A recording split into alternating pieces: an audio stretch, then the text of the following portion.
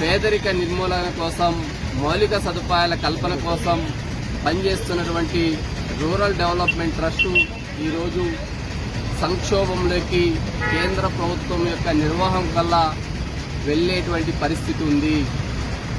దయచేసి ఈ అంశాన్ని రాజకీయాలకు అతీతంగా ప్రతి పౌరుడు ఆర్డీటీని కాపాడేటువంటి ఉద్యమంలో భాగస్వామ్యం కావాలని చెప్పి రాజ్యాంగ పరిరక్షణ సమితి వ్యవస్థాపకులు డాక్టర్ పోతుల నాగరాజు అన్ని వర్గాల ప్రజలకు, రాజకీయ పార్టీల ప్రతినిధులకు, మీడియా మిత్రులకు కుల మత సంబంధం లేకుండా సమాజం పట్ల అభివృద్ధి కోసం పనిచేస్తున్నటువంటి పౌరుణ్ణి ఆహ్వానిస్తున్నాం.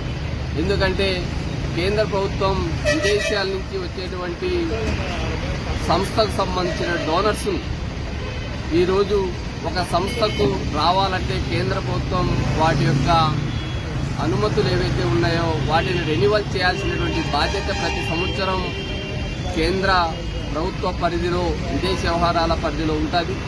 కానీ ఈరోజు అనంతపూర్ జిల్లా కేంద్రంగా పనిచేస్తున్నటువంటి ఆర్డీటీ ఆ యొక్క రెన్యువల్ జరగాల్సినటువంటి కార్యక్రమాన్ని కేంద్ర ప్రభుత్వం నిలిపివేసింది. దానిపైన ఈరోజు ఆంధ్రప్రదేశ్, తెలంగాణలో ఉన్నటువంటి రాజకీయ పార్టీల అధ్యక్షులు మాట్లాడాల్సినటువంటి బాధ్యత ఉంది అని చెప్పి ఒక బాధ్యతాయుత పౌరునిగా ఆర్డీటీ సంస్థ బాగు కోరేటువంటి ప్రతి పౌరుడు మాట్లాడాలని చెప్పి ఈ సందర్భంగా ఈరోజు మహాత్మా గాంధీ విగ్రహం ముందు వారిని అప్పీల్ చేస్తున్నాం. ఇంకా రెండవది, ఆర్డీటీ సంస్థ నష్టపోతే అనంతపూర్ లాంటి కరూరు జిల్లా చాలా సంక్షోభంలోకి వెళ్తుంది. ఎందుకంటే ఇప్పటికే దాదాపు 55 సంవత్సరాలుగా నిరంతరంగా పనిచేస్తున్నటువంటి సంస్థ ఏ ప్రభుత్వం అధికారంలో ఉన్నా, ఏ పార్టీ అధికారంలో ఉన్నా వారు విదేశాల్లో అడుక్కొని ఈ ప్రాంత అభివృద్ధి కోసం డోనర్స్ని తీసుకొచ్చి అభివృద్ధి చేసినటువంటి పరిస్థితి మనం చూస్తూ ఉన్నాం.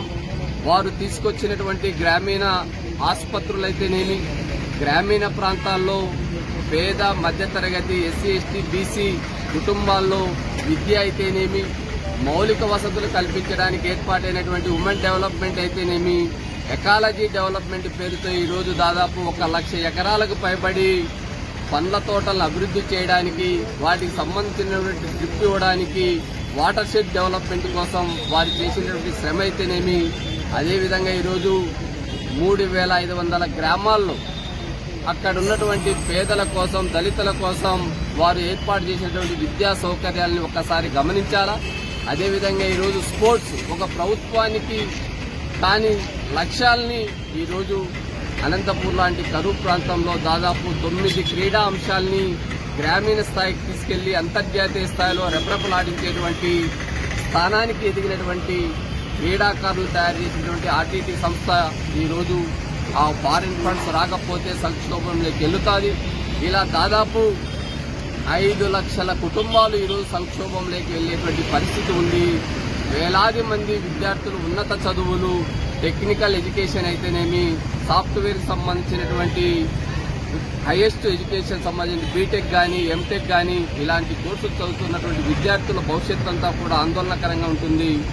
వీటిని కాపాడడం కోసం ఈరోజు ఆంధ్రప్రదేశ్లో ఉన్నటువంటి రాజకీయ పార్టీలు ఈరోజు భారతీయ జనతా పార్టీ అధ్యక్షురాలు నోరు మెదపాల, వైఎస్ఆర్సీపీ రాష్ట్ర అధ్యక్షులు ముఖ్యమంత్రి జగన్మోహన్ రెడ్డి గారు నోరు మెదపాల, అందరినీ 3 కూటములు రాష్ట్ర అభివృద్ధి కోసం ఏర్పాటు చేసినటువంటి చంద్రబాబు నాయుడు గారు కీలకంగా